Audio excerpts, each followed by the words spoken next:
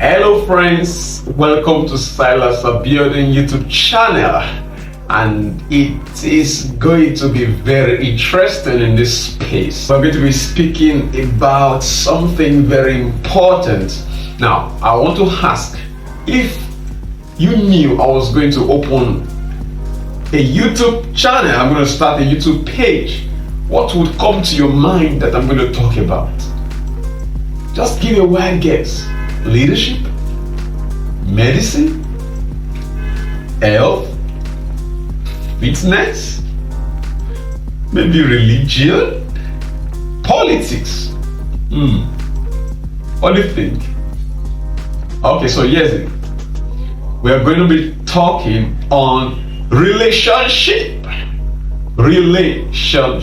I know you all know that relationship is a very exciting and inexhaustible space, but we'll see how God will help us. Right, so relationship, and we're going to title this Relationship Fair. So when you think about fair, your mind goes to health fair, your mind goes to business fair or trade fair and the like. So fair itself as a word is exhibition. It means exhibition. So relationship, we are going to be talking about all kinds of relationship, right? Bringing everything to the table and just talking about it. How to build quality relationship. That's going to be the goal. The goal for relationship fair is building quality relationship. And when you talk about building, that already gives you an idea that it's not sudden, it's a building, block after block after block after block, pillars, and you have the edifice, you have the building. So it's not going to be sudden. Building quality relationship is not going to be sudden.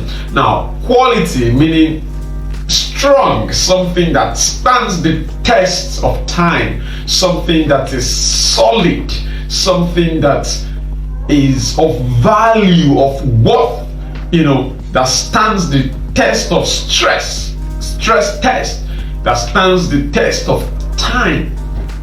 Quality. So building quality relationship. What's a relationship? The way people are connected with one another, affecting how they behave to each other. That's relationship. So people are connected, groups of people, could be two persons, could be between a group of persons, even things, the way things are connected, right?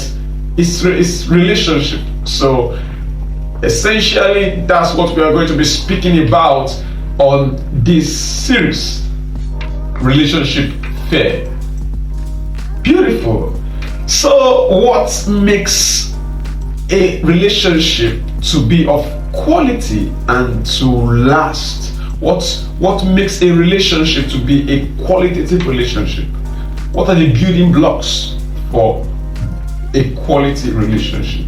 And I'm going to mention a couple of things I would like you to just pen down, listen, and you will definitely get the very best from this. So number one rule for building quality relationship: forgiveness. Now, what is forgiveness? I love the way Mayo Clinic defines forgiveness. Mayo Clinic, for those who don't know, is a health institute, and they deal with education, they deal with clinics, of course research as well. So it's a whole big institute that is based in the United States. Mayo Clinic defines forgiveness as this: it is an intentional decision to let go of resentment and anger. I so much love this definition because it brings a couple of things that are very vital together. An intentional decision to let go. So you have a right, you have a power, but to let go. Resentment and anger. Something happened, you are pissed off, you're mad, you're hungry, you're irritated, right? You have the power to choose your response. Now, choosing to forgive is you using your power to limit the impact of what happened on you. And this is very important. So you are in several forms of relationship, right? You may not be able to determine what people do or what people do to you, but you can determine how what they do affects you, especially as you move ahead to a great future. So forgiveness is very fundamental, and there are so many benefits of forgiveness. Primarily, you that forgives, you benefit more from forgiving than even the other party. That is very, very important for you to know. You benefit much more from forgiving. You benefit much more from forgiving. You lift a weight, that is just on you. You unburden yourself. You just free up yourself. You get lighter, and you can run the race ahead of you. Now, who are the persons we are to express forgiveness to? Number one, God.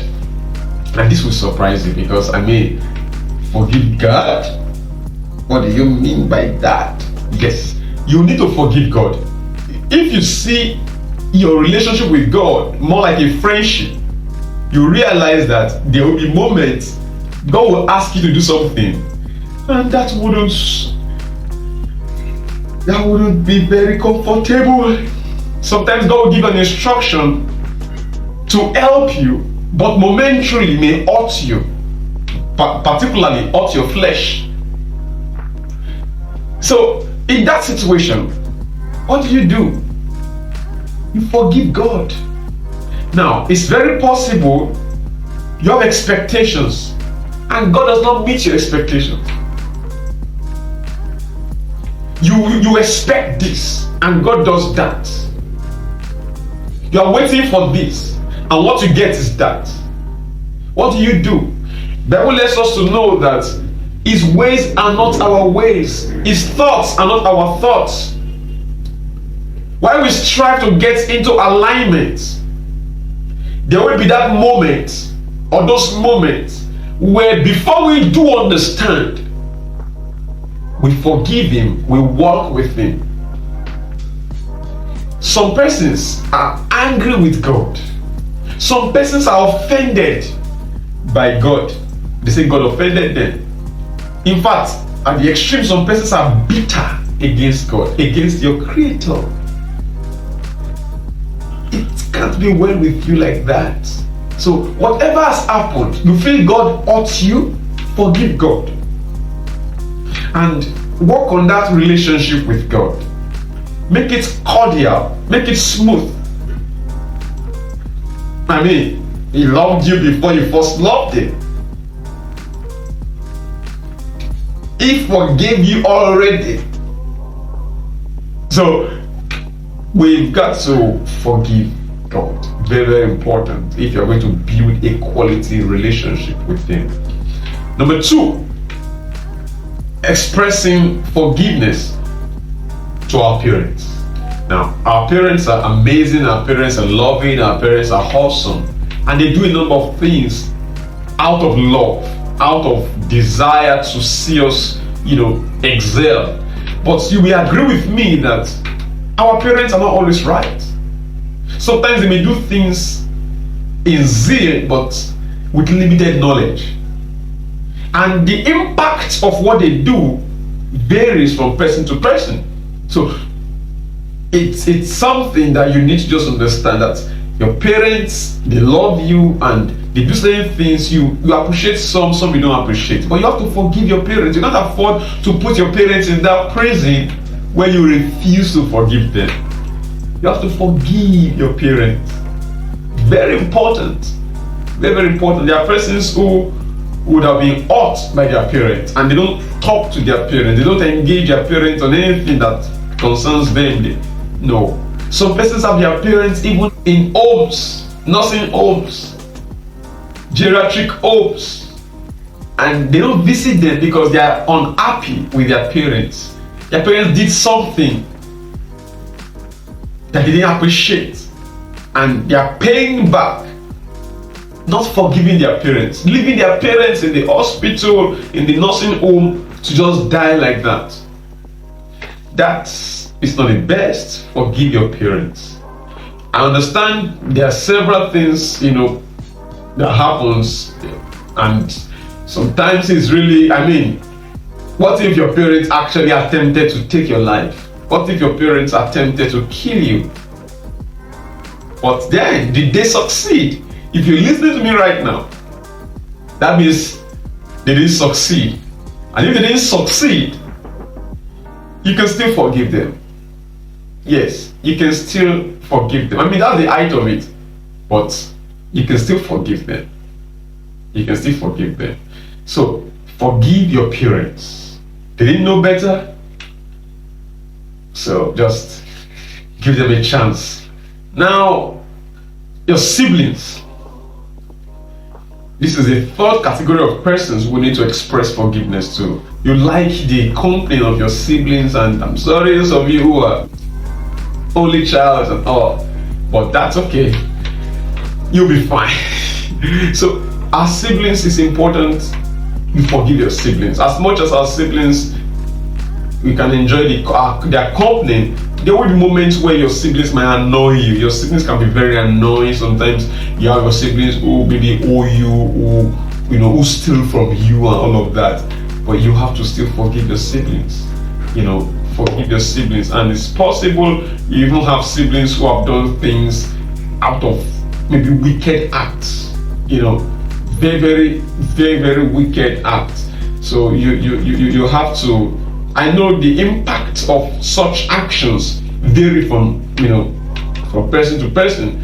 Some might not be talking anymore with their siblings. They even have things happen in their lives that they engage, their siblings or family members for whatever reason. That might be understandable. But when it comes to forgiveness, meaning you've let go the resentment and the anger, then that's important. If you're going to move forward. There's a reason why God chose those siblings for you.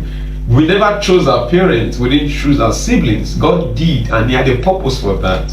So just relax, calm down, actually think about this, and make a decision to forgive your siblings. It's possible due to oversight of our parents. Some things happen to us due to negligence of our elder siblings. Some damages happened in our lives, and some we might even still be having the consequence with us. These are realities of life. But what will you do? Choose to forgive. That's a better way. Choose to forgive your parents, forgive your siblings. Now, forgive yourself. We are humans, and we grow.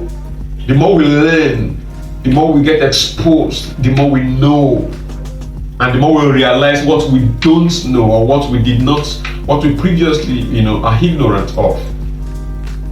So what will you do when you think introspectively? You now look at it very well. Wait for a moment. How did I get here? Why did I make that decision? What got me? What was I thinking? And we can beat ourselves over that. That's okay.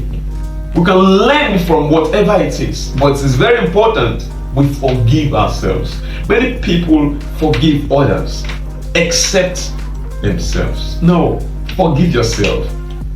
Forgive your younger self.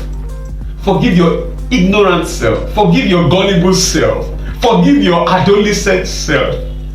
Forgive yourself. Give yourself a chance. Forgive yourself. And that's the only way you can actually pick up from that point and get better. You are wiser now. You know better now. But forgive yourself. and you will realize that you are strong enough to make better and more informed choices as you get ahead in life. So that's very important. I mentioned 4 expressions of forgiveness. Forgive God, it's your maker. It's a maker. Forgive God, forgive your parents, forgive your siblings, forgive yourself. And if you will do this, you will realize that your life will be better for it.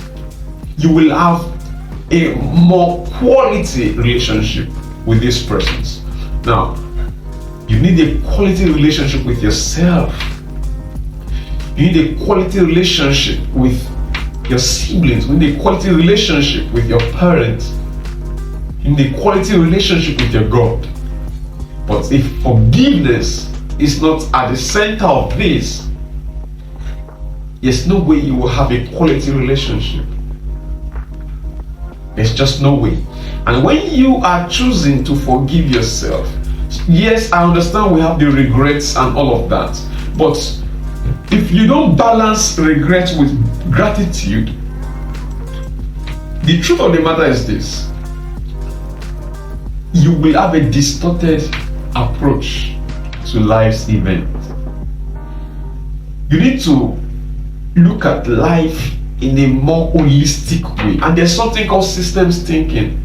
It's a concept in project management. It's basically an approach to problem solving that views the parts in context of the whole. So rather than just isolating an event, a situation, and trying to fix that particular problem, you are seeing that problem as part of a whole system. And that way, you are discerning connections, and you're able to actually solve that problem better. How does this affect you forgiving yourself? You see, when you have regrets, you look at all decisions and all of that, the mistakes. You wouldn't be sincere to say that all of your decisions have been wrong. There are things you got right. There are choices you made that has helped you. So why not just look at your whole life from a holistic perspective, from a systemic perspective, and when you see things that you got right, you see a lot of things to be grateful for. Of course, the regrets are there. You learn from that and you move on, but you magnify, but you dwell on the things that you are grateful for, and that way you will actually do more things that you are grateful for. When you focus on the things that you got right and you are grateful for, you will do more things correctly. When you focus on your mistakes and your errors and you relieve your regrets, it's every tendency, because that's all within your consciousness. It's every tendency you will make some more mistakes. And guess what? Who told you that particular situation you are calling a mistake is actually a mistake? Because all you know is not all there is. All you know about that situation is not all that there is about it. God is bigger than you. You just never know. So that's very important. This will bring us to the end of the first part of episode 1 on forgiveness. So we're going to have part 2 in the next video. I hope you learned something. So go out there and forgive. Relationship fair, building quality relationships. Please, if you like this video, do subscribe to our channel, Silas Abiodun YouTube channel. Put your comment down there in the comment section and share with your loved ones and your friends. Help share. Thank you. Catch you later.